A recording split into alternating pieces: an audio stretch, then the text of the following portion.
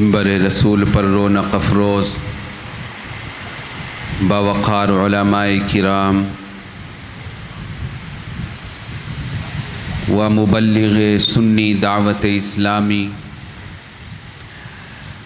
برادران محفل، السلام علیکم ورحمۃ اللہ وبرکاتہ۔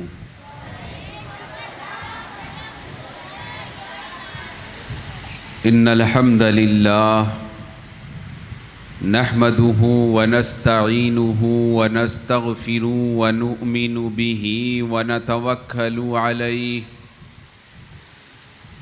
ونعوذ باللہ من شرور انفسنا ومن سیئات اعمالنا،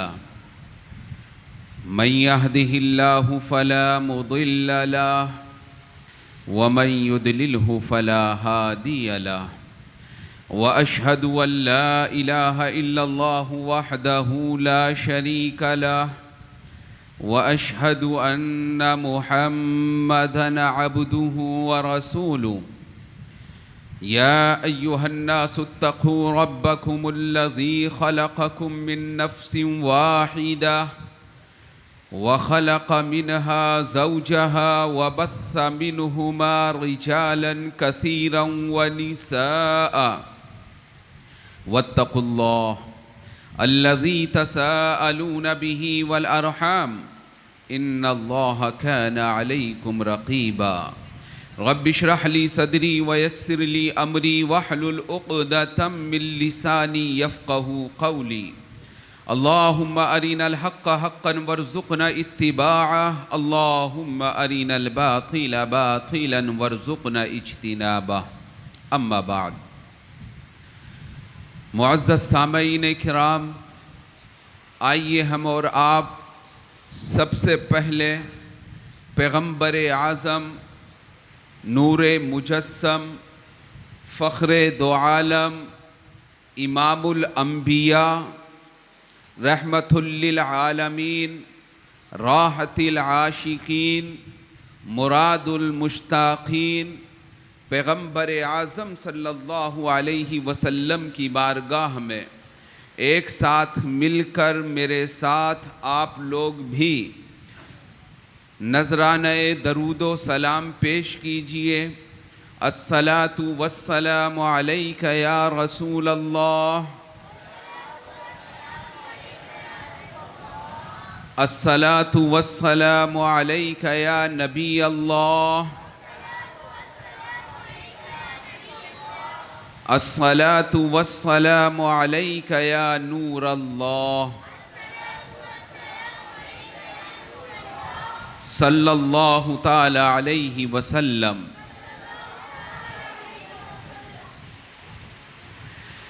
چمک تجھ سے پاتے ہیں سب پانے والے، میرا دل بھی چمکا دے چمکانے والے۔ برستا نہیں دیکھ کر ابر رحمت، بدوں پر بھی برسا دے برسانے والے۔ تو زندہ ہے واللہ، تو زندہ ہے واللہ، میری چشم عالم سے چھپ جانے والے۔ حرم کی زمیں اور قدم رکھ کے چلنا، ارے سر کا موقع ہے او جانے والے۔ رضا نفس دشمن ہے دم میں نہ آنا، کہاں تو نے دیکھے ہیں چندرانے والے۔ معزز سامعین کرام، آج کی یہ جو محفل ہے اور اس محفل کا جو نام رکھا گیا ہے، یعنی جس نام کی طرف اس محفل کو منسوب کیا گیا ہے، عرس سیدی اعلیٰ حضرت علیہ الرحمت و رضوان۔ تھوڑی دیر ہم حضور کی شخصیات پر، آپ کی ذات پر، آپ کے عشق رسول پر، آپ کے معاملات پر، آپ کے معیار علم پر، آپ کی معیار شاعری پر کلام کریں گے۔ اس سے پہلے میں آپ لوگوں کو جو ابھی میں نے آپ کے سامنے درود شریف پڑھی، میں یہ چاہتا ہوں کہ درود مبارکہ کی ایک فضیلت آپ لوگوں کو بتاتا ہوا آگے چلوں، تاکہ آپ اپنی زندگی میں ہمہ وقت اس عمل کو اپنائیے اور اللہ کے یہاں بے پناہ اجر و ثواب پانے کی کوشش کیجئے اور جد و جہد یعنی محنت کیجئے۔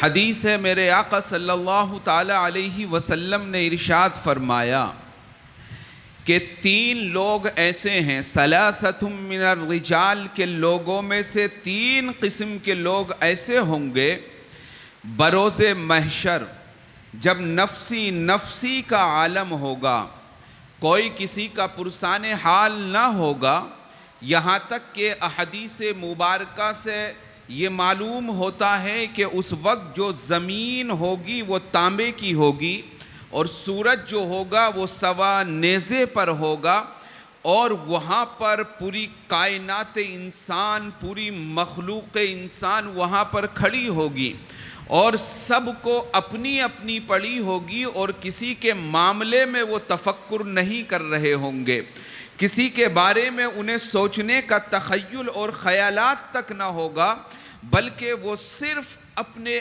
آپ میں گم ہوں گے۔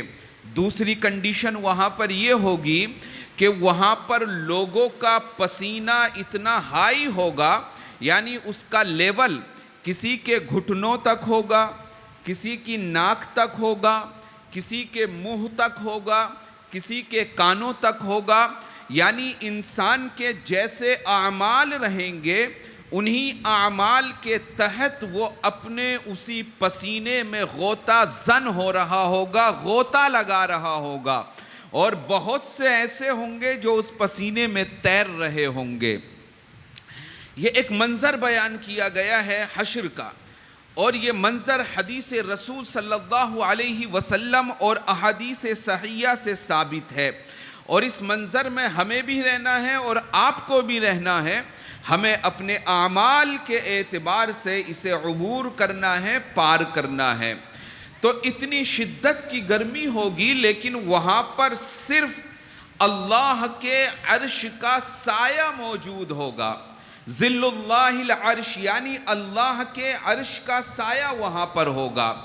اب کچھ ایسے اللہ کے مخصوص بندے ہوں گے جو اس عرش کے سائے کے نیچے پرسکون انداز میں رہیں گے۔ آپ غور کیجئے، اس چیز کو اپنے دماغ سے آپ سوچئے، اگر ہندوستان کے اندر بالخصوص ممبئی کے اندر یا یو پی کے اندر یا ہندوستان کے کسی دوسرے اسٹیٹس میں اگر گرمی شدت کی ہو جائے، ٹمپریچر اپنے ہائی کو پہنچ جائے، تو بسا اوقات ایسیاں بھی کام نہیں کرتی ہیں، لوگ مارے شدت کے دنیا سے نہیں بلکہ اپنی جان سے ہاتھ دھو بیٹھتے ہیں۔ یہ شدت گرمی ہوا کرتی ہے۔ اب اس چیز کو آپ ناپیے کہ حشر کی گرمی کا کیا حال ہوگا، وہاں کا معاملہ کیسا ہوگا۔ اب اس حالت میں صرف اللہ کے عرش کا سایہ ہوگا۔ اگر کسی کو اس میں جانے کا موقع مل جائے، اگر کسی کو اس عرش کے سائے کے نیچے جگہ مل جائے، اس چیز کے لیے حشر میں ایک کوہرام برپا ہوگا، اور لوگ دیکھ رہے ہوں گے کہ فلاں صاحب ہیں جو اللہ کے عرش کے نیچے بیٹھے ہوئے ہیں۔ اب حدیث مبارکہ غور سے سماعت فرمائیے کہ میرے آقا صلی اللہ علیہ وسلم نے ارشاد فرمایا، اے لوگو، تم میں 3 قسم کے ایسے لوگ ہیں جنہیں اس عرش کا سایہ نصیب ہوگا۔ اب وہ 3 کون لوگ ہیں؟ من ہؤلاء یا رسول اللہ صلی اللہ علیہ وسلم، اے اللہ کے رسول صلی اللہ علیہ وسلم، وہ 3 کون لوگ ہیں؟ صحابہ کرام نے سوال کیا، میرے آقا صلی اللہ علیہ وسلم نے جواب دیا۔ آپ نے پہلا کیا ارشاد فرمایا کہ اس سائے کے نیچے وہ شخص ہوگا جو میری امت میں کسی کی ضرورت کو پورا کرتا ہوگا، یعنی میرے امت جو امت محمدی صلی اللہ علیہ وسلم ہے، اس امت میں لوگوں کی ضرورت کو اللہ اور اس کے رسول صلی اللہ علیہ وسلم کے لیے پورا کرے گا، تو وہ آدمی اس عرش کے نیچے ہوگا۔ اب اپنے اوپر غور کیجئے، کیا ہم کسی کی ضرورت کو مکمل کرتے ہیں؟ جب ہم اپنی پرسنالٹی کو دیکھتے ہیں، جب ہم اپنی شخصیت کو دیکھتے ہیں تو ہر آدمی کو اللہ نے یہ قوت دے رکھی ہے، ہر آدمی کو اللہ نے یہ صلاحیت دے رکھی ہے، کسی کو پیسے کے اعتبار سے، کسی کو مال کے اعتبار سے، کسی کو زبان کے وقار کے اعتبار سے، کسی کو علم کے اعتبار سے، کہ کسی بھی انداز میں وہ کسی نہ کسی مسلمان کی مدد کر سکتا ہے۔ اگر ہم یہ چاہتے ہیں کہ بروز محشر ہمیں اللہ کے عرش کے سائے تلے جگہ مل جائے تو مسلمانوں ہمیں اپنے مسلم بھائی کی مدد کرنی ہوگی، اور جو ہم مدد کریں گے اس میں ہم کسی چیز کا اس سے بدلہ نہ چاہیں گے، بلکہ صرف اللہ اور اس کے رسول کی رضا کے لیے ہم اس کی ہمدردی کریں گے، اس کے معاملات میں پیش آئیں گے۔ نمبر 1۔ سیکنڈ نمبر پہ جو حدیث میں بیان کیا گیا، اس آدمی کو بیان کیا گیا، اللہ کے رسول صلی اللہ علیہ وسلم نے فرمایا کہ میری امت میں وہ لوگ جو میری سنتوں کو زندہ کریں گے۔ دوسرے نمبر کے کون لوگ؟ جو میری سنتوں کو زندہ کریں گے۔ یہاں پر میں مبارکباد دینا چاہتا ہوں سنی دعوت اسلامی کے ان مبلغین کو یا ان لوگوں کو جو ہمہ وقت اپنے سر پر عمامہ باندھے رہتے ہیں، جو اپنی نمازوں کو عمامے میں پڑھا کرتے ہیں، جو اپنے چہروں پر داڑھیاں رکھے رہتے ہیں۔ یہ سنت رسول صلی اللہ علیہ وسلم ہے، اور اس کا جو اجر پہنچے گا، اس کا سب سے عظیم جو ثواب پہنچے گا، وہ ہمارے امیر سنی دعوت اسلامی کو پہنچے گا، کیونکہ انہوں نے اللہ کے رسول صلی اللہ علیہ وسلم کی ایک عظیم سنت کو ہندوستان ہی نہیں بلکہ دنیا کے بیشتر ممالک میں اس سنت کو زندہ کیا ہے، جو سنت ہمارے سامنے نظر آتی ہے۔ تو مسلمانوں، ہمیں اور آپ کو یہ چاہیے کہ اللہ کے رسول صلی اللہ علیہ وسلم کی سنتوں کو زندہ کریں۔ اب سنتوں کے اقسام بہت زیادہ ہیں۔ مثال کے طور پر آپ روڈ پر جا رہے ہیں تو کھڑے ہو کر کھانا مت کھائیے، بیٹھ کر کھائیے، یہ سنت رسول صلی اللہ علیہ وسلم ہے۔ آپ کسی سے بات کر رہے ہیں، مسکرا کر بات کیجئے، آپ کے چہرے پر تبسم، مسکراہٹ، یہ صدقہ ہے، یہ سنت رسول صلی اللہ علیہ وسلم ہے۔ آپ کے پاس اگر کوئی چھوٹا آئے تو آپ اس کے سر پر اپنا دست شفقت رکھیے اور اس سے محبت سے بات کیجئے، یہ سنت رسول صلی اللہ علیہ وسلم ہے۔ اگر آپ بڑے ہیں، اگر آپ سے عمر میں کوئی بڑا ہے، اگر کوئی معزز ہے، وہ آپ کے پاس آ رہا ہے، آپ اسے احترام سے بیٹھائیے، یہ سنت رسول صلی اللہ علیہ وسلم ہے۔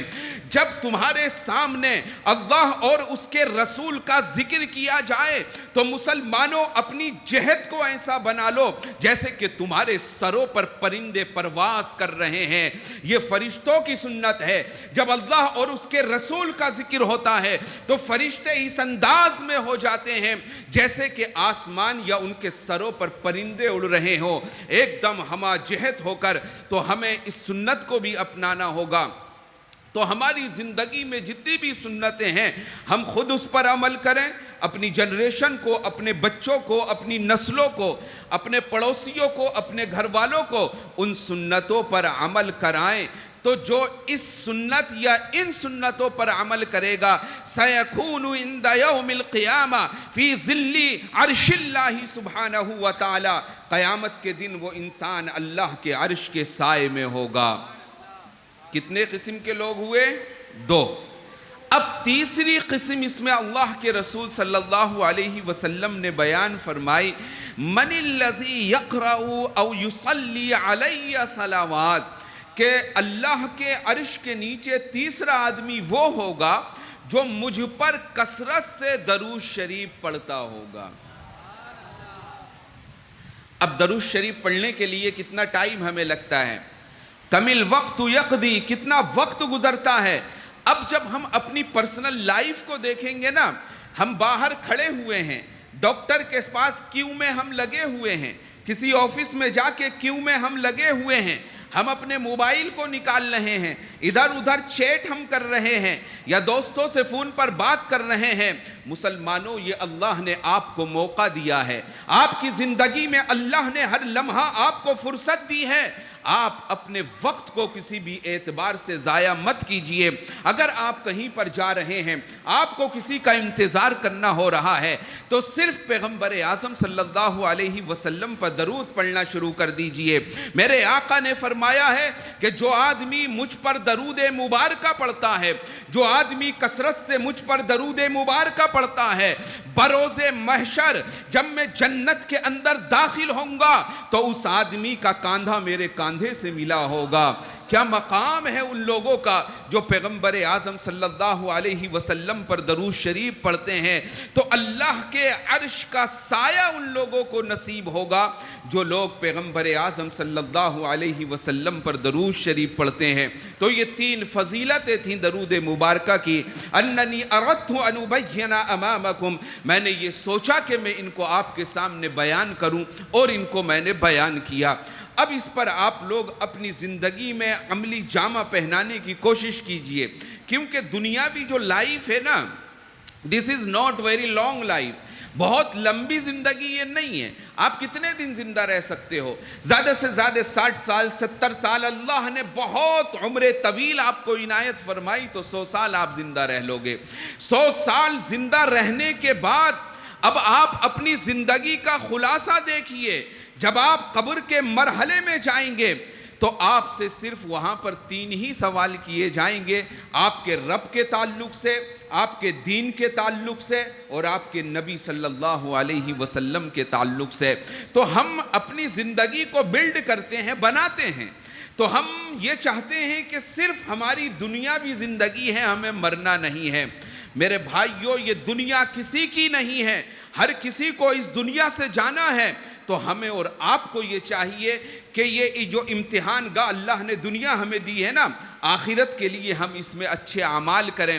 ورنہ ہوتا کیا ہے, آدمی کا انتقال ہو جاتا ہے, مسجد میں اعلان ہو جاتا ہے کہ فلاں صاحب کا انتقال ہو گیا ہے, بعد ظہر ان کی مٹی ہے. لوگ آپ کو عصر تک رکھنا پسند نہیں کر رہے ہیں. لوگ آپ کے جنازے کو اپنے گھر میں ایک رات رکھتے ہوئے گرا سمجھ رہے ہیں. لوگ یہ سمجھ رہے ہیں کہ جلدی سے ان کو دفن کر دیا جائے, یہ نظام قدرت ہے. مسجدوں میں اعلان ہو جاتے ہیں, لوگ اکٹھے ہو جاتے ہیں, جلدی سے آپ کو نہلایا جاتا ہے, کفن پہنایا جاتا ہے, اور وہاں پر کوئی فرد انسان یہ کہنے والا نہیں ہوتا ہے کہ ابھی تھوڑی تاخیر کر لیجئے, ابھی چہرے کو اور دیکھ لیں, میت کا نظارہ اور کر لیں. ہر فرد انسان کی زبان سے یہی ہوتا ہے, ارے بھائی میت کو جلدی اٹھائیے, دفن جلدی کیجئے. اس کے بعد آپ کو راستے میں لے جایا جاتا ہے, راستے میں گرمی کی شدت ہوتی ہے, راستہ طویل ہوتا ہے, تو وہاں پر بھی لوگوں کو پریشانیاں شروع ہو جاتی ہیں. ارے بھائی جنازے کو تھوڑا تیز لے کے چلو. بہت سے لوگ تو اپنی گاڑیوں میں جاتے ہیں, بہت سے لوگ اپنی بائک سے جاتے ہیں, آپ کے ساتھ پیدل چلنا پسند نہیں کرتے ہیں, اور آپ اپنی پوری دنیاوی زندگی انہی لوگوں کے چکر میں لگا رہے ہیں, انہی لوگوں کے حق میں اپنی زندگی کو گزار رہے ہیں. آپ کو قبرستان میں رکھ دیا جاتا ہے, آپ کی نماز جنازہ ہوتی ہے. اب یہ نماز جنازہ بھی ایسی ہوتی ہے کہ اس میں نہ تو رکوع ہوتا ہے نہ سجدے ہوتے ہیں, نہیں اس طریقے کی نماز ہوتی ہے جو دوسری ہوتی ہے, بلکہ یہ دعا ہوتی ہے. اور کہا جاتا ہے جلدی سے نماز مکمل ہو گئی, آپ کو قبر میں اتار دیا جاتا ہے. اس کے بعد آپ اس چیز کو بخود ملاحظہ فرمائیں گے, قبر میں آپ کو اتارنے کے بعد لوگ بھاگ بھاگ کر جاتے ہیں تاکہ آپ کو جلدی سے مٹی دیں اور اپنے گھر کو واپس آ جائیں. اگر وہاں پر کوئی دعا اپنی لمبی کر دیتا ہے تو لوگوں کو گنا گزرنے لگتا ہے کہ اتنی لمبی دعا کیوں ہو رہی ہے. یہ تو اسٹیٹس ہے دنیا کا, یہ نظام دنیا ہے, یہ صرف آپ کے لیے نہیں ہے. کل من جاء الى هذه الدنيا قد يحتمل وقد يحمل على هذه الاشياء. جو اس دنیا میں آیا ہے اس مرحلے سے اسے گزرنا ہوگا. تو جب دنیا اتنی حقیر ہے ہمارے سامنے تو مسلمانوں ہم اپنے نبی کے دامن کو کیوں نہیں پکڑ لیتے ہیں, اپنے نبی کی سنتوں سے کیوں نہیں چمٹ جاتے ہیں. قرآن مقدس کو اپنا اوڑھنا بچھونا یعنی ہمہ وقت قرآن مقدس میں ہم کیوں نہیں لگ جاتے ہیں؟ قرآن مقدس کو اپنی زبان پر کیوں نہیں لے آتے ہیں؟ ہم اللہ کے رسول صلی اللہ علیہ وسلم کی سنتوں پر عملی جامہ پہنا کر دنیاوی زندگی اور آخری زندگی کو کامیاب ہم کیوں نہیں کر لیتے ہیں؟ ہمارا معیار تو یہ ہو گیا ہے، قرآن مقدس ہمارے گھر میں رکھا رہتا ہے، قرآن مقدس ہماری الماریوں میں رکھا رہتا ہے، ہمیں توفیق نہیں ہوتی ہے قرآن مقدس کو چھونے کی۔ ہم بھول گئے ہوتے ہیں کہ ہمیں مرنا بھی ہے، ہم بھول گئے ہوتے ہیں کہ اللہ کا کوئی عذاب بھی ہمارے اوپر آ سکتا ہے، ہم بھول گئے ہوتے ہیں کہ ہم بیمار بھی ہو سکتے ہیں۔ مسلمانوں، کوئی بھی چیز اللہ کی ذات سے بعید نہیں ہے، تو ہمیں یہ چاہیے کہ اللہ نے جو احکامات ہمیں دیے ہیں ان احکامات کو ہم پکڑیں اور اپنی زندگی کو دائرہ اسلام پر بڑے اچھے انداز میں ہم گزاریں، تاکہ ہماری دنیا بھی کامیاب ہو جائے اور ہماری اخروی زندگی بھی کامیاب ہو جائے۔ سمجھ میں بات آ رہی ہے؟ اب یہ جو پروگرام ہے ہمارا، اس کا تعلق ہے حضور سیدی اعلی حضرت علیہ الرحمت و رضوان سے، کیونکہ پوری دنیا میں، خاصتاً بریلی شریف میں اور دنیا کے اکثر ممالک میں، ابھی پرسوں اترسوں اس سے پہلے سنی دعوت اسلامی کا UK میں ایک بہت بڑا اجتماع قائم کیا گیا، اس میں بھی عرس رضوی کو منعقد کیا گیا۔ الحمدللہ ہمارے سنی دعوت اسلامی، ہمارے امیر اس کی صدارت وہاں پر فرما رہے ہیں۔ تو کہنے کا مقصد یہ ہے کہ پوری دنیا میں عرس اعلیٰ حضرت کے تعلق سے جہاں جہاں پہ مسلمان ہوگا، اور بالخصوص وہ مسلمان جو عاشق رسول ہوگا، جو اپنے محبوب صلی اللہ علیہ وسلم کا دیوانہ ہوگا، اس کو اور اس کے ارد گرد وہاں پر لازمی طور پر کچھ نہ کچھ محفلیں آج چل رہی ہوں گی، کیونکہ آج کا جو دن ہے نا، یہ وہ دن ہے جو پوری دنیا میں عاشق رسول کے نام سے مشہور ہیں۔ حضور سیدی اعلیٰ حضرت کا جو لقب ہے نا، پوری دنیا میں جو پہچانے جاتے ہیں ان کو کہا جاتا ہے عاشق رسول صلی اللہ تعالیٰ علیہ وسلم۔ یہ بہت بڑا ٹائٹل ہے، یہ بہت کم لوگوں کو نصیب ہوتا ہے۔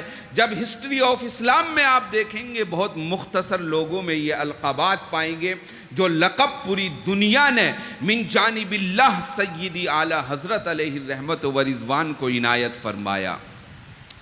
اب میں ایک ہلکا سا اجمالی خاکہ بائیوگرافی ہے، اريد ان ابين حیات من البدایت الى النہایہ لیکن لیس بکثیر بل قلیل۔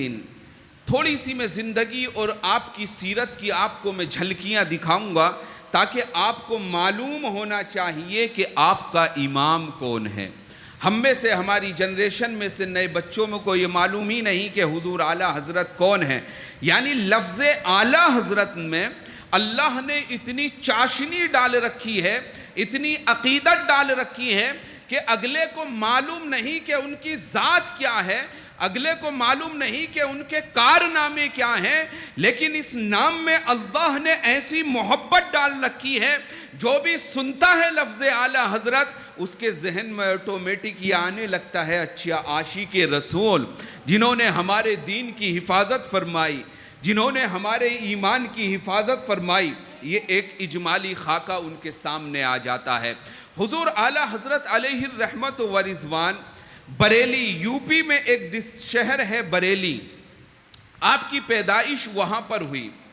1856 عیسوی میں آپ پیدا ہوئے، تقریباً 10 شوال المکرم کی آپ کو پیدائش ہوئی، 1272 ہجری تھی۔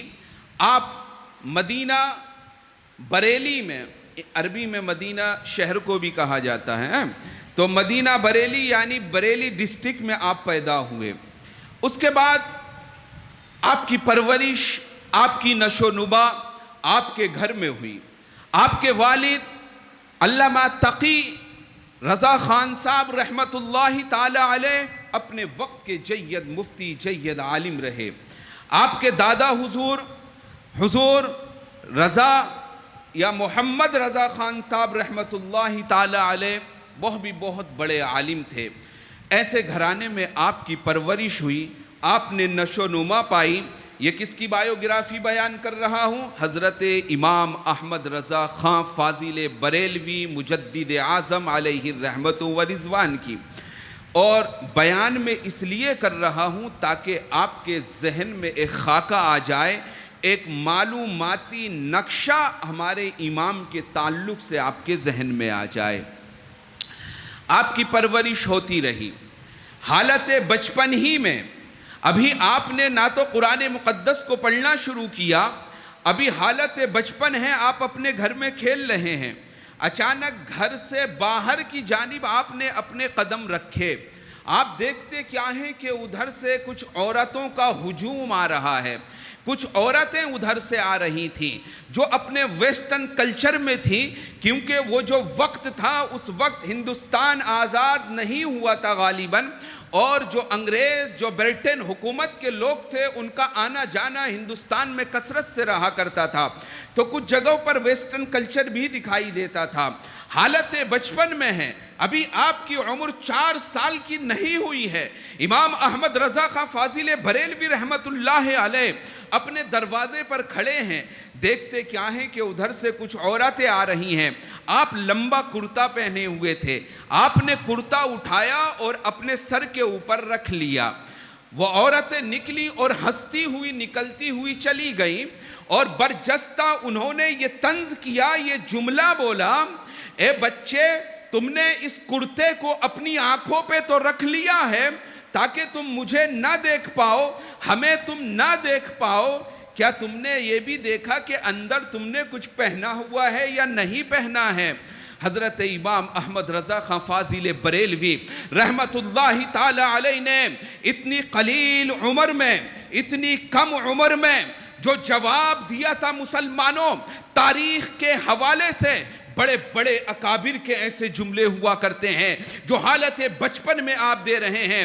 آپ نے ارشاد فرمایا، اے محترمات، میں نے اپنے گھر والوں سے سنا ہے، میں نے اپنے والد سے سنا ہے، میں نے اپنے دادا سے سنا ہے، میں نے اپنے گھر میں اسلامک ماحول دیکھا ہے، میرے گھر میں یہ بتایا گیا ہے کہ انسان کی نگاہیں جب کہیں پر پڑتی ہیں تو سب سے پہلے نگاہیں بہکتی ہیں، اس کے بعد انسان کا جسم بہکتا ہے، اس کے بعد انسان کا ذہن بہکتا ہے، تو میں نے اپنی نگاہوں کو بچا لیا تو گویا میں نے مجسم اپنے جسم اور اپنی شخصیت کو بچا لیا۔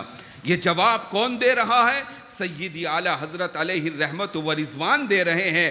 ابھی اتنی عمر نہیں ہے، کچھ دن اور آگے جاتے ہیں، آپ نے مکمل 6 سال میں قرآن مقدس کو ناظرہ کمپلیٹ کر لیا، قرآن مقدس پورا پڑھ لیا، اس کے علاوہ آپ نے 6 ہی سال کی عمر میں تقریباً 1 عربی میں خطبہ اور تقریر عنایت فرمائی، اور جو تقریر بیان کی تھی اس کا موضوع تھا سیرت رسول صلی اللہ علیہ وسلم اور میلاد رسول صلی اللہ تعالی علیہ وسلم۔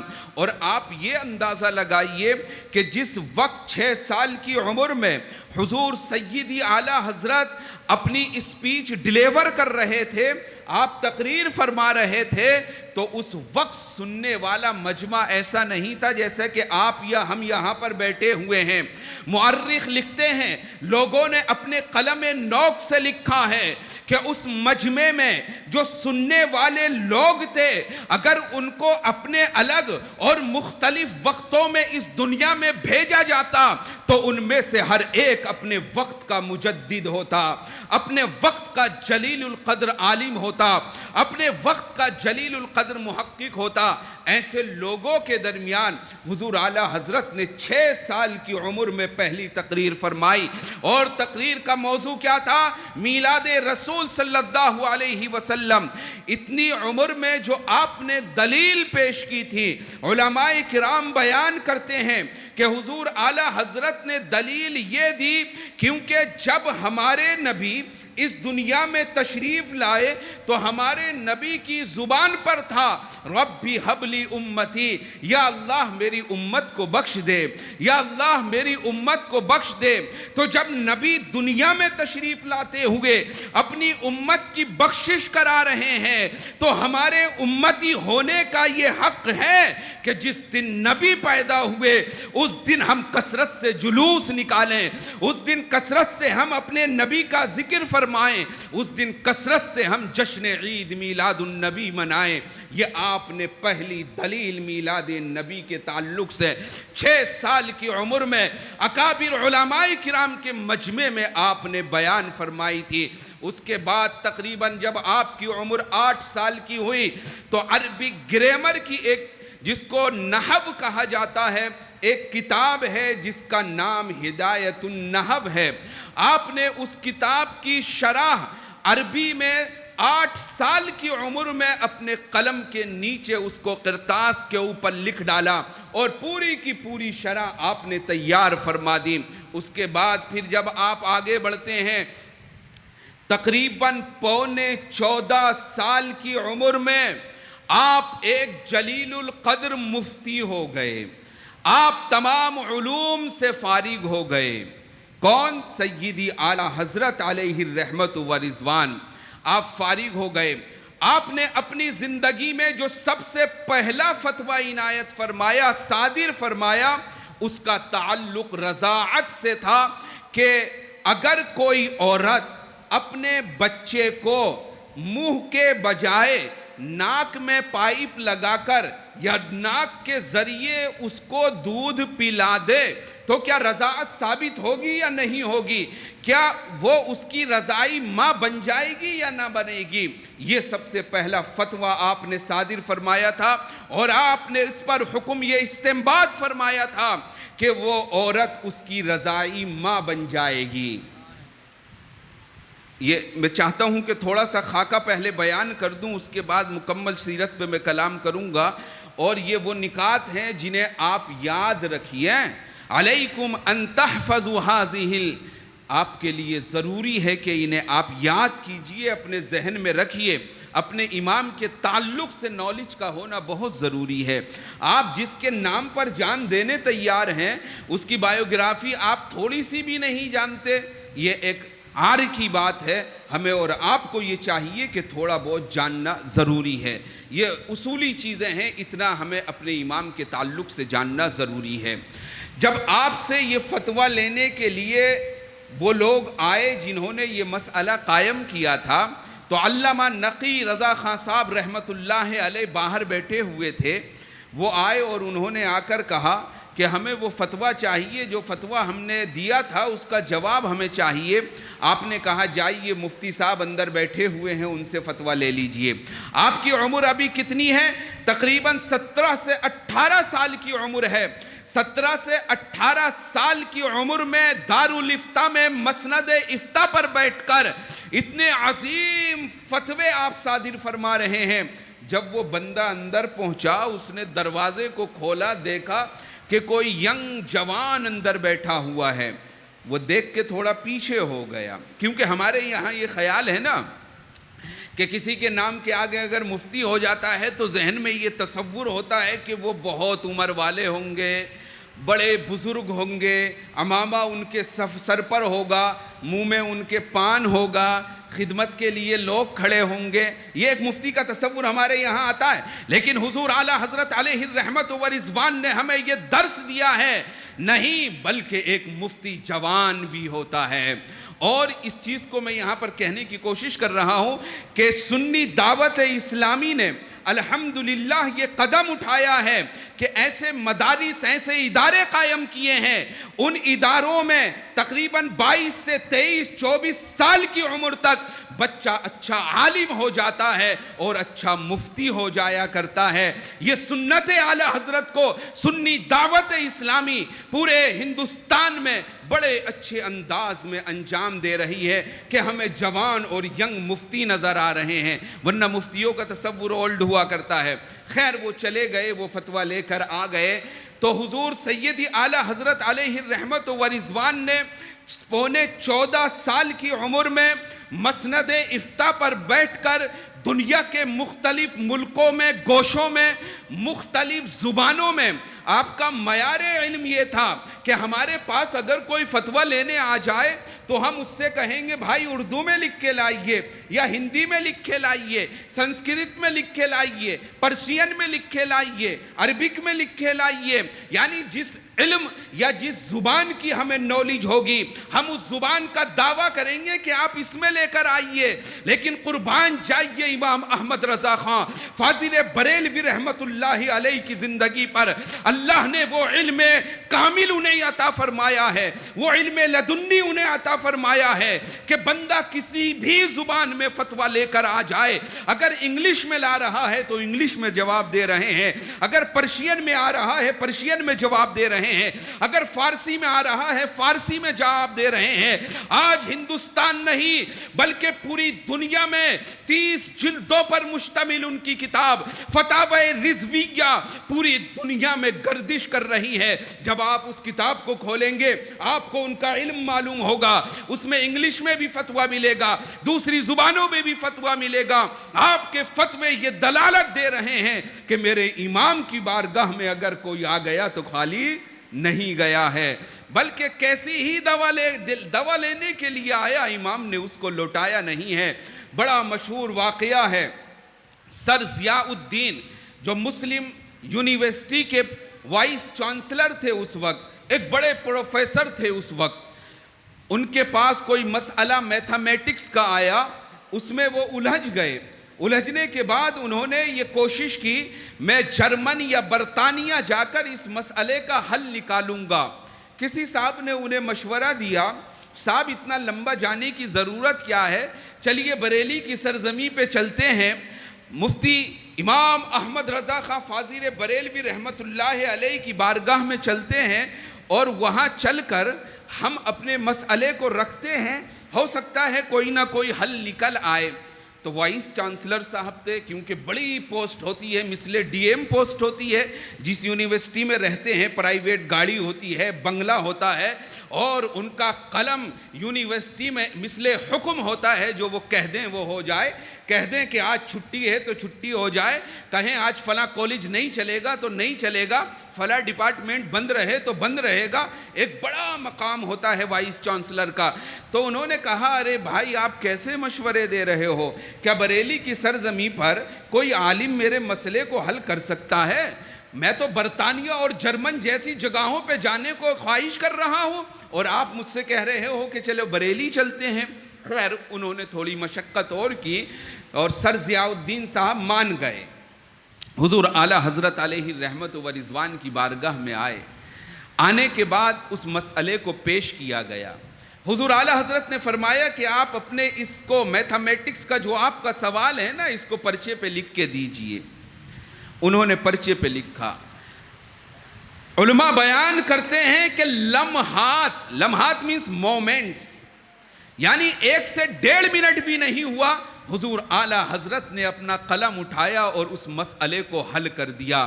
اس وقت ضیاء الدین نے جو جملہ کہا تھا مسلمانوں اس جملے کو تاریخ نے اپنے سینے میں ضبط کر رکھا ہے.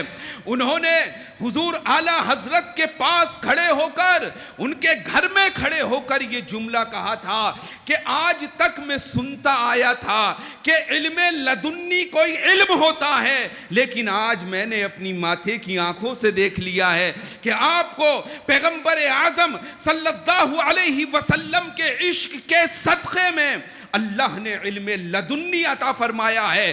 اور یہ علم لدنی وہ علم ہے جو اللہ نے حضرت موسیٰ کو بھی عنایت نہیں فرمایا تھا، حضرت خضر کو عنایت فرمایا تھا. اور سورہ کہف میں اللہ نے واضح فرما دیا اے موسیٰ اگر تم علم لدنی چاہتے ہو نا جاؤ خضر کے پیچھے جاؤ اور خضر کی باتوں کو سنو. ایسا علم اللہ نے آپ کو عنایت فرمایا. یہی وجہ ہے جب آپ اپنے پیر و مرشد کی بارگاہ میں جاتے ہیں آپ کے پیر و مرشد کون ہیں؟ سید آل رسول مہرانوی رحمت اللہ تعالی علیہ ہیں۔ یہ تمام چیزیں آپ کو یاد رہنی چاہیے۔ اپنے امام کے بارے میں آپ کو معلومات ہونی چاہیے۔ جب اپنے پیر و مرشد کی بارگاہ میں اپنے والد محترم کے ساتھ جاتے ہیں اور ان کے والد محترم حضور آل رسول رحمت اللہ علیہ سے بیان کرتے ہیں، آقا میں بیٹے کو لے آیا ہوں، آپ کی بیعت کا طالب ہوں، آپ میرے بیٹے کو مرید فرما لیجئے۔ حضور سیدی آل رسول رحمت اللہ تعالی علیہ فوراً حضور اعلی حضرت کو بیعت کر لیتے ہیں۔ بیعت کرنے کے بعد آپ اپنی تمام خلافتیں ان کو اسی وقت عنایت فرما دیتے ہیں، اور اپنے جتنے تبرکات تھے تمام کے تمام اسی وقت عنایت فرما دیتے ہیں۔ یہ پہلی میٹنگ تھی، یہ پہلی ملاقات تھی۔ آپ خود غور کیجئے، اگر آپ کسی سے مرید ہونا چاہتے ہیں نا، اتنی جلدی پیر صاحب آپ کو کچھ دیں گے نہیں، دعا بھی 2-3 ملاقاتوں میں، اس کے بعد تعویذات اس کے بعد کی ملاقاتوں میں۔ لیکن آپ اس ولی کامل کو دیکھیے جو حسبی اور نسبی سید آل رسول رحمت اللہ علیہ ہیں، جو پیر و مرشد ہیں سرکار اعلی حضرت علیہ الرحمت و رضوان کے۔ آپ نے پورے تک یہاں تک کہ اپنا خرقہ مبارک، اپنا جبہ مبارک بھی عنایت فرما دیا۔ جب آپ واپس آ گئے تو لوگوں نے آپ سے پوچھا، حضور آج تک تو ہم نے یہ دیکھا ہے کہ آپ کی بارگاہ میں کوئی مرید ہونے آتا ہے یا آپ کی بارگاہ میں کوئی تبرکات لینے آتا ہے، تقریباً 5 سال آپ اس کو ریاضت کراتے ہیں، ورزش کراتے ہیں تاکہ اس کا دل صاف ہو جائے۔ آقا حضور اعلی حضرت تشریف لائے، ابھی جوان ہیں، عمر بھی بہت نہیں ہے، آپ نے مرید بھی کر لیا، آپ نے خلافت بھی دے دی، تمام کے تمام چیزوں کی اجازت بھی آپ نے عنایت فرما دی۔ حضور سیدی آل رسول رحمت اللہ علیہ کا جملہ مسلمانوں نوٹ کرو، آپ نے ارشاد فرمایا، اے لوگو، وہ لوگ جو میرے پاس 5 سال رہتے ہیں وہ اپنے دلوں کو گندا کر کر لاتے ہیں، مجھے ان کے دلوں کو صاف کرنا ہوتا ہے، ان کو ردائے مصطفیٰ مجھے اڑانی پڑتی ہے، اس کے بعد جا کر میں انہیں خلافت عنایت کرتا ہوں۔ لیکن امام احمد رضا جب میرے پاس یہاں آئے، ان کا دل منقع تھا، ان کا دل مشفع تھا، وہ قلب رسول کے محبت میں ڈوبا ہوا دل تھا، مجھے اس کو صاف کرنے کی ضرورت نہیں تھی، صرف اس کو اجازت دینے کی ضرورت تھی، اس لیے میں نے اجازت دے دی۔ اچھا، دنیا میں کوئی ایسا پیر بھی آپ کو نہیں ملے گا۔ آپ کسی سے مرید ہوتے ہیں تو آپ کیا کہتے ہیں کہ پیر صاحب کے ساتھ ہم حشر میں رہیں گے، یعنی پیر صاحب کے دامن کو پکڑے رہیں گے، پیر صاحب کے صدقے میں ہم جنت میں جائیں گے، مختلف جو بھی دعائیں آپ مانگتے ہیں۔ حضور اعلی حضرت کے پیر و مرشد معلوم ہے کیا فرماتے ہیں؟ آپ نے فرمایا، حضور اعلی حضرت کو مرید کرنے کے بعد، خلافت دینے کے بعد، کہ اب میں مطمئن ہو گیا۔ پہلے مجھے خدشہ تھا کہ اللہ رب العزت اگر میدان محشر میں مجھ سے سوال کر لے گا، من الذی اتی بی، اے آل رسول تم کیا لے کر آئے ہو، اے آل رسول تم نے دنیا میں کون سا کام کیا ہے؟ لیکن اب میں مطمئن ہو گیا، میں یہ کہہ دوں گا کہ امام احمد رضا کو لے کر آیا ہوں، جس کا پیر کا مقام، اور سیدی اعلی حضرت کے جو پیر و مرشد ہیں نا، حضور آل رسول نسبی اور حسبی سید ہیں، اتنا عظیم مقام جس کی طرف نگاہ اٹھا کر دیکھ لیں تو اس کو ولی بنا دیں، ایسا پیر اپنے مرید کے تعلق سے کہہ رہا ہے کہ میدان محشر میں میں رب سے کہہ دوں گا کہ امام احمد رضا کو لے آیا ہوں۔ یہ آپ کا مقام ہے، آپ کو مقام یہ ویسے ہی نہیں ملا، بلکہ اللہ کے رسول صلی اللہ علیہ وسلم سے بے پناہ آپ کو محبت اور عشق تھا، اور آپ ہی کو نہیں تھا بلکہ آپ کا شعر ہے نا، ڈال دی قلب میں عظمت مصطفیٰ، سیدی اعلی حضرت پہ لاکھوں سلام۔ صرف آپ ہی عاشق رسول نہیں تھے بلکہ ہندوستان کی سرزمین پر جہاں جہاں عشق رسول کی بو آپ کو مل رہی ہے، یہ صدقہ ہے حضور اعلی حضرت کا، یہ محنت کا ذریعہ ہے حضور اعلی حضرت کا۔ ورنہ ہندوستان کا ماحول تو یہ تھا، جب آپ تاریخ کو اٹھائیں گے آپ کو معلوم ہوگا کہ ذات رسول پر لوگ حملے کر رہے تھے، پیغمبر اعظم کے علم کے اوپر لوگ کلام کر رہے تھے، آپ کے علم غیب پر کلام کر رہے تھے۔ کچھ لوگوں نے تو اپنی کتابوں میں اپنی طرح بشر کہنا شروع کر دیا تھا، کچھ لوگ تو اپنا بڑا بھائی کہنے لگے تھے، مختلف جہات سے حملے ہو رہے تھے۔ عقیدہ بچانا، ایمان بچانا، عشق رسول بچانا اس ہندوستان کی سرزمین پہ بڑا بھاری ہو گیا تھا۔ اس زمانے میں اللہ نے حضور امام احمد رضا خان فاضل بریلوی رحمت اللہ علیہ کو ہمارے اور آپ کے ایمان کو سلامت اور محفوظ رکھنے کے لیے، عشق رسول کا معیار بتانے کے لیے، عشق رسول کا مقام بتانے کے لیے بریلی کی سرزمین پہ پیدا فرمایا۔ اور حضور اعلی حضرت کے تعلق سے کہا بھی جاتا ہے، ملک سخن کی شاہی تم کو رضا مسلم، جس سمت آ گئے ہو سکے بٹھا دیے ہیں۔ چاہے وہ معاملہ عشق ہو، چاہے وہ معاملہ علم ہو، چاہے وہ معاملہ عقیدہ ہو، میرے رضا جس سمت بیٹھ گئے ہیں سکے بٹھا دیے ہیں۔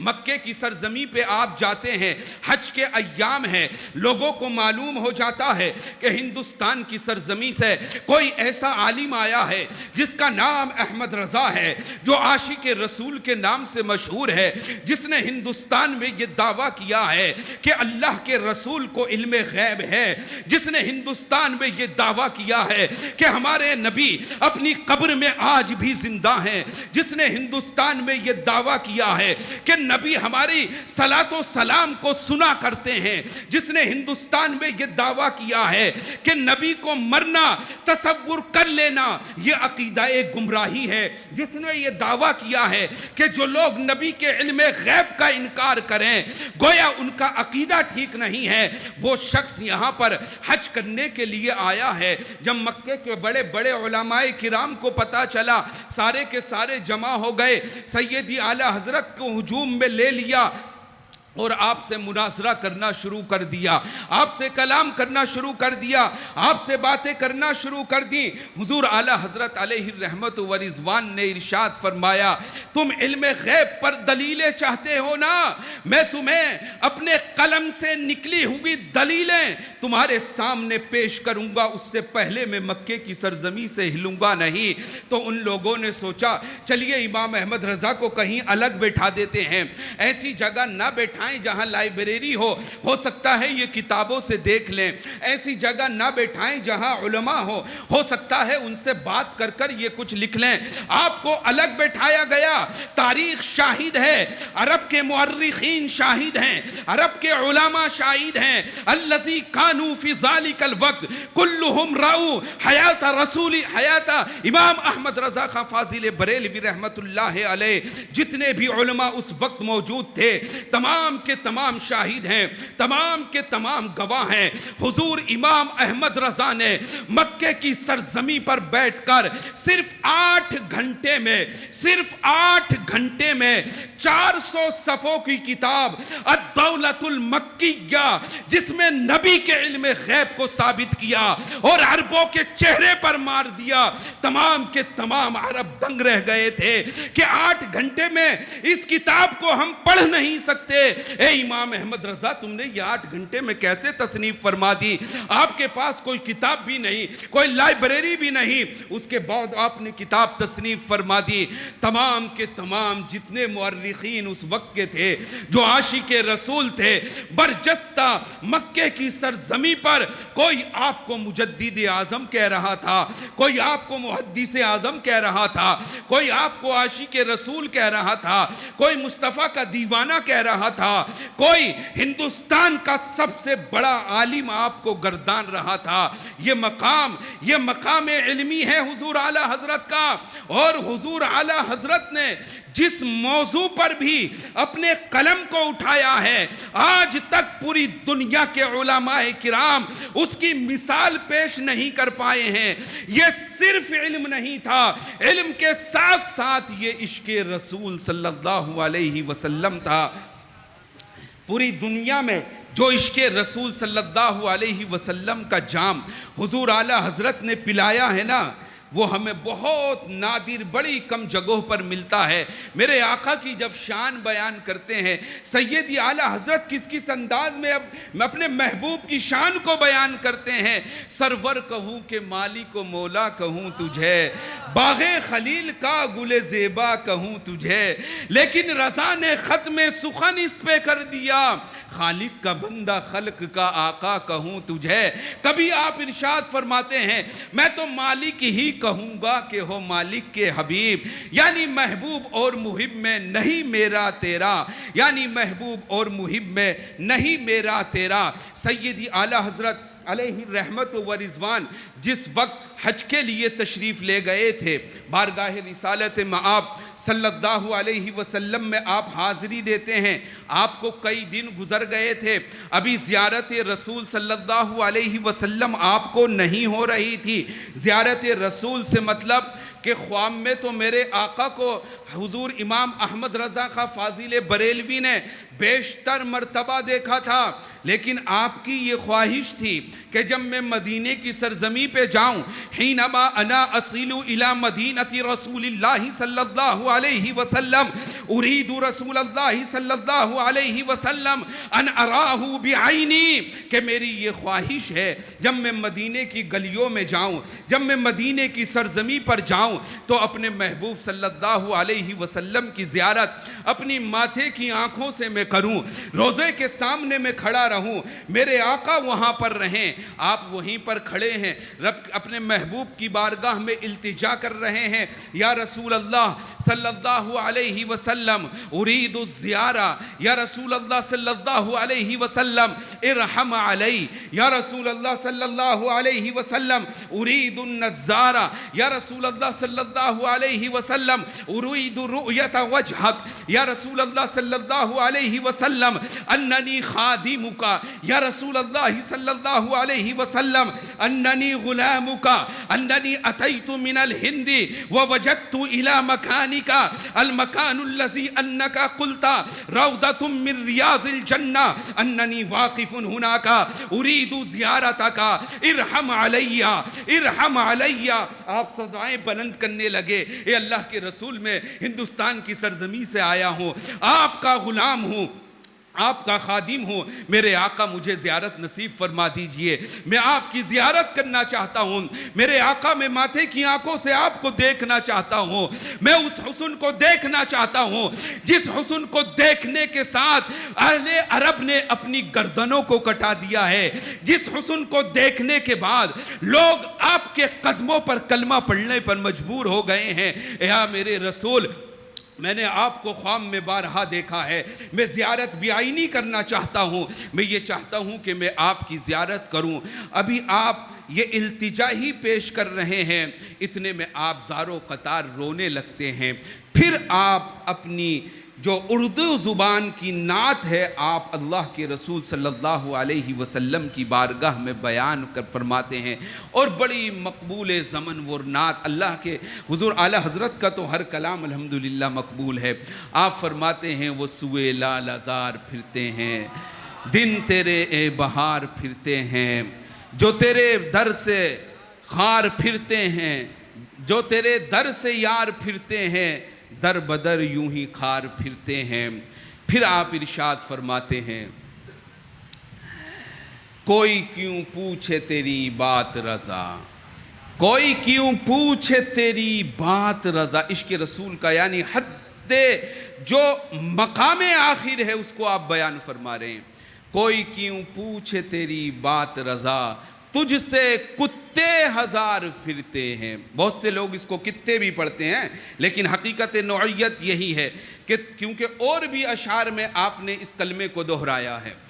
کوئی کیوں پوچھے تیری بات رضا، تجھ سے کتے ہزار پھرتے ہیں۔ بس یہ شعر کہنا تھا زیارت رسول صلی اللہ علیہ وسلم ہو جاتی ہے. پھر آپ کے زبان سے جو کلام نکلتے ہیں، سرور کہوں کہ مالک و مولا کہوں تجھے، اور یا رب یا رسول اللہ صلی اللہ علیہ وسلم، کعبے کے بدر الدجا تم پہ کروڑوں درود، طیبہ کے شمس الضحیٰ تم پہ کروڑوں درود، کام وہ لے لیجئے تم کو راضی کرے، ٹھیک ہو نام رضا تم پر کروڑوں درود. تو آپ کو زیارت رسول صلی اللہ تعالی علیہ وسلم نصیب ہوئی، اور الحمدللہ آپ نے اپنی ماتھے کی آنکھوں سے اللہ کے رسول صلی اللہ علیہ وسلم کے چہرے انور کو دیکھا، اور آپ اتنے بڑے عاشق رسول، اتنے بڑے عاشق رسول. عرب میں آپ کے نام سے، میں عرب کی بات اس لیے کر رہا ہوں کیونکہ میں نے دیکھا ہے، علماء سے بات کی ہے، بہت سے علماء حضور اعلیٰ حضرت کو معلوم ہے باہر کی دنیا میں کس نام سے جانتے ہیں، معجون فی عشق رسول صلی اللہ علیہ وسلم. آپ معجون جانتے ہیں نا، میڈیکل وغیرہ پہ بکتی ہے. معجون عربی میں کولگیٹ کو بھی بولتے ہیں، پیسٹ جو آپ برش کرتے ہیں. تو اس میں کیا رہتا ہے، بہت سارے اس میں آئٹمز ملے ہوئے ہوتے ہیں، اس کے بعد اس کو ایک دم ملاتے ہیں، ملانے کے بعد اس کو پیسٹ کی شکل دیتے ہیں، اس کے بعد آپ یوز کرتے ہو. پھر میں آپ سے کہوں اس میں سے الائچی نکالو، آپ نکال سکتے ہو؟ اس میں سے دوسرا آئٹم نکالو، آپ نکال سکتے ہو؟ نہیں نکال سکتے. تو پتہ کیا چلا کہ اس کی جنس ہی بدل گئی، وہ اب ایک پیسٹ ہو گیا. ٹھیک اسی طریقے سے اللہ کے رسول صلی اللہ علیہ وسلم کے عاشق رسول صلی اللہ علیہ وسلم کے حضور امام احمد رضا خان فاضل بریلوی اپنے محبوب کے عشق میں ایسی ہی معجون ہو گئے. کلام کوئی بھی ہو، صرف عشق کا کلام آپ کی زبان سے نظر آتا ہے. اسی لیے آپ وذات خود ارشاد فرماتے ہیں، لو انشقتم صدری لو قطعتم صدری لو انفتحتم صدری. اے لوگو، اگر تم میرے سینے کو چیر ڈالو گے، اگر تم میرے سینے کو چیرو گے، اس میں چیرا لگاؤ گے، تجدو ہناکا، تو میرے دل پر تم پاؤ گے شیئین، دو چیزیں. ایک کیا؟ دائیں جانب لکھا ہوا ہوگا لا الہ الا اللہ، اور بائیں جانب لکھا ہوا ہوگا محمد الرسول اللہ صلی اللہ علیہ وسلم. یہ آپ کا عشق ہے، یہ آپ کا عشق ہے. جب اللہ کے رسول صلی اللہ علیہ وسلم کے عشق میں اتنے گم ہو گئے تو اللہ نے اپنے محبوب کے صدقے ان کے محبوب کو علم لدنی عطا فرمایا. یہی علم لدنی کا فیض ہے کہ آج پوری دنیا میں کسی کا بھی قرآن اٹھا لیجئے، اردو میں جتنے بھی ترجمے ہوئے ہیں، بلکہ بہت سے علماء نے یہ کہا ہے اگر آپ عربی کے ترجمے بھی اٹھا لیں گے تو وہ عشق میں معیار احمد رضا کو نہیں پہنچ سکتے. جو مقام، جو عشق کا انتہا آپ نے قرآن کے ترجمے میں کیا ہے، مثال کے طور پر میں ایک آیت آپ کو دے رہا ہوں. قرآن مقدس میں اللہ نے ارشاد فرمایا وَوَجَدَكَ ضَالًّا فَهَدَىٰ. تو اس کا جب آپ لوگوں کا ترجمہ دیکھیں گے نا تو داللہ کا ترجمہ انہوں نے گمراہی ہی کیا ہے کہ اللہ نے آپ کو راہ سے بھٹکتا پایا یا گمراہ پایا، نعوذ باللہ، تو آپ کو راہ ہدایت عنایت فرمائی. یہ ترجمہ کیا ہے. اردو کے جتنے بھی غالباً آپ تراجم دیکھیں گے ملے گا. اچھا، جب عربی کے ترجمے دیکھیں گے، عربی میں دو طریقے کی تفسیر ہوتی ہے، دو طریقے کے ترجمے ہوتے ہیں. ایک اشاری بھی ہوتی ہے، ایک غیر اشاری بھی. اشاری جو تفسیر مانی جاتی ہے وہ صوفیہ کی مانی جاتی ہے. جو صوفی ہوتا ہے وہ ادب کو ملحوظ رکھتا ہے، کیونکہ وہ ڈائریکٹ بلاغت اور فصاحت پہ کلام نہیں کرے گا، پہلے اپنے معیار عشق کو تولے گا، اس کے بعد کلام کرے گا. تو ان لوگوں نے بھی یہی ترجمہ کیا. قربان جائیے امام احمد رضا خان فاضل بریلوی پر، قربان جائیے آپ کے عشق رسول صلی اللہ تعالی علیہ وسلم پر، قربان جائیے آپ کی انسیت و محبت و الفت پر. آپ نے کیا ترجمہ کیا کہ آپ کو اللہ نے اپنی محبت میں فریفتہ پایا تو آپ کو اپنے اور قریب کر لیا یا آپ کو وہی راستہ دکھا دیا. یہ ترجمہ آپ نے کیا ہے اور لوگوں کا آپ ترجمہ دیکھیے. یہ معیار علمی ہے, یہ معیار تصوف ہے. اچھا, دنیا میں بہت سے ایسے عالم آپ کو ملیں گے جو محض عالم ہوں گے, تصوف کے جانکار نہ ہوں گے. بہت سے ایسے شعراء آپ کو ملیں گے جو صرف شاعری ہوں گے لیکن علم سے واقف نہ ہوں گے. بہت سے ایسے علماء آپ کو ملیں گے جو صرف عالم ہوں گے, شاعر نہ ہوں گے. اگر وہ شاعر ہوں گے تو ان کے مقام شاعری جو ہوگا اس بلند پائے کو نہیں پہنچے گا, لیکن شخصیت اعلی حضرت کو جب آپ ملاحظہ کریں گے تو بیک وقت آپ کو محدث بھی اس میں ملے گا, آپ کو مجدد بھی اس میں ملے گا, آپ کو مفکر بھی اس میں ملے گا, آپ کو ایک سائنسداں بھی اس میں ملے گا. آپ کو دنیا میں جتنے علوم نظر آتے ہیں ہر علوم کا ماہر اللہ نے امام احمد رضا خان فاضل بریلوی کو بنایا ہے. ہر علم پر تقریباً 100 سے زیادہ علوم پر تو ان کی دلیلیں موجود ہیں جنہوں نے اس پر کلام کیا ہے. 1000 سے زائد ان کی کتابیں موجود ہیں, مختلف موضوعات پر موجود ہیں. وہ انسانیت کی راہ ہدایت کے لیے آپ نے ایک ذخیرہ چھوڑا ہے. اور آپ کی جو زندگی رہی ہے نا, آپ کی زندگی ایسی ہی نہیں رہی کہ کوئی زندگی ہے, نہیں, بلکہ آپ نے جو مکمل زندگی جی. بس آخری میسیج دے کے میں اپنی بات کو مکمل کروں گا. آپ نے جو اپنا نمونہ چھوڑا ہے, صرف اس لیے نہیں کہ لوگوں تم میرے نام کے جلسے کراؤ, اے لوگوں صرف تم میرے نام پر نعرے لگاؤ, نہیں, بلکہ جو مقام آپ کی زندگی کا تھا, جو مقصد حقیقی آپ کی زندگی کا تھا, ہمیں اور آپ کو یہ چاہیے کہ آپ کی حیات مبارکہ پر عمل کریں. آپ کی نمازیں کبھی قضا نہیں ہوتی تھیں, ہمیں چاہیے کہ نمازوں کی پابندی کریں. آپ ڈیلی قرآن مقدس کو تلاوت کیا کرتے تھے, ہمیں چاہیے کہ قرآن مقدس کی تلاوت کریں. اور آپ کے تعلق سے تو یہ آتا ہے کہ کسی نے آپ کو خط میں لکھ کر بھیج دیا تھا حافظ, آپ حافظ نہیں تھے اس وقت تک, کسی نے خط میں لکھ کر بھیجا حافظ, تو آپ نے فرمایا کہ لوگ میرے تعلق سے ظن غلط رکھتے ہیں, میں یہ چاہتا ہوں کہ قرآن مقدس کو حفظ کر لوں. تو جو کتابوں میں آپ کو ملے گا نا, وہ یہ ملے گا حضور اعلیٰ حضرت نے 1 مہینے میں قرآن مقدس کو حفظ کر لیا. لیکن میں اس کو ڈیوائیڈ کروں گا, ڈیوائیڈ بئی معنی میں اس کو کروں گا, کیونکہ حضور اعلیٰ حضرت علیہ الرحمت و رضوان کا جو پڑھنے کا قرآن مقدس کی تلاوت کا جو ٹائم تھا وہ بین المغربی والعشاء, عشاء اور مغرب کے درمیان کا تھا جو آپ کا حفظ کا ٹائم تھا. اب مغرب اور عشاء کے درمیان کو آپ ڈیوائیڈ کیجئے, جب اجتماعی طور پر آپ جمع کریں گے تو منیمم 1 گھنٹہ نکلے گا. تو کیا ہوا, 30 گھنٹے میں آپ نے قرآن مقدس حفظ کر لیا. 30 گھنٹے میں ایسا قلب سلیم اللہ نے آپ کو عنایت فرمایا تھا. اور ہم لوگوں کا معاملہ کیا ہے کہ تقریر مکمل سنیں گے, عقیدت مکمل رہیں گے, لیکن عمل کی دنیا میں ہم بہت پیچھے ہیں. ہمیں اور آپ کو ضرورت ہے, اگر آپ کی زندگی گزر چکی ہے تو خدا را اپنی نسلوں کا حال بیان کرو, اپنی نسلوں کو سدھارنے کی کوشش کرو. اللہ کے رسول صلی اللہ علیہ وسلم کی حدیث مبارکہ کا ایک جز ہے کہ تمہارے مرنے کے بعد تمہارے لیے کوئی چیز فائدہ مند ثابت نہ ہوگی الا باولادک الصالح, مگر تمہاری نیک اولاد. اور نیک اولاد بھی کیا, جو تمہارے مرنے کے بعد تمہارے لیے دعائے مغفرت کرے. تو ہم اپنے بچوں کو ایسا بنائیں.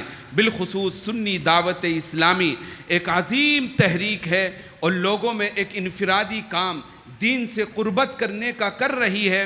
آپ اس تحریک سے جڑیے, ان کے اداروں میں تعلیم حاصل کیجئے, مبلغین سے استفادہ لیجئے اور اپنے بچوں کو جوڑیے. جوڑنے سے مطلب میں یہ نہیں کہہ رہا کہ 24 گھنٹے آپ جوڑیں, نہیں, پارٹ ٹائم آپ جوڑیے. آپ کو جتنا میسر ہو اتنا جوڑیے تاکہ اپنی نسلوں کو اپنے لیے آپ اجر ثواب بنا سکیں. دعا ہے اللہ رب العزت سے جو کلمات بولے ہیں اس میں غلطیاں ہو گئی ہوں تو اسے معاف فرما اور اپنی بارگاہ میں قبول فرما. اے رضا یہ احمد نوری کا فیض نور ہے, ہو گئی میری غزل بڑھ کر قصیدہ نور کا. اور جتنا بھی میں نے بیان کیا، میری کوشش یہ رہی کہ بہت ہلکی زبان میں اور ایک قصے والی تقریر، یعنی ایک اجمالی خاکہ حضور اعلیٰ حضرت کا آپ کے سامنے رکھوں، وہ میں نے رکھا۔ آپ اس کو اپنے ذہن میں رکھیے، اپنے امام کے تعلق سے اتنی معلومات تو آپ کو ہونی چاہیے۔ السلام علیکم ورحمۃ اللہ وبرکاتہ۔